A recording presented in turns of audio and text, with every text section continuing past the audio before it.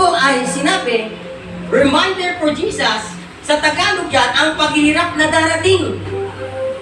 Hindi ko kayo kita, maring inuulo na yan. Mga anak, darating muna ang rapture bago dumating ang Panginoon. Pag gusto niyong sumama sa rapture, praise God, nauna kayo. Kaya linisin natin ang buhay sa paglilingkod sa Lord. Huwag na tayo magpatumpik-tumpik. Lagi mong sasabihin, nasa inyong pagpili. Amen? Kaya sabi niya, for many will come in name, claiming I am the Messiah, and will deceive many. Palapit na po ang palapit ng pagdating ng Panginoon. Kaya sabihin mo sa katabi, huwag ka nang magpatumpik-tumpik. O gusto mo, tapikin mo, para hindi magtumpik yan, tapikin mo. Huwag ka nang magtumpik-tumpik. Amen? You will hear of wars and rumors of war, but see to that you are not alarmed. Such thing must be that you are not alarmed. And what happened, but the end is still to come. Darating talaga po. Darating. Nation will rise against nation, and kingdom against kingdom. Mga king yan, mga sa Saudi Arabia. King yan, okay? There will be famines, yung tagutom. Diba? Ang hirap ngayon. Mangutang ka. Ang hirap mangutang. Pero kung marunong kang magbayad para kay Lord, ang dali mong pautangin. Amen?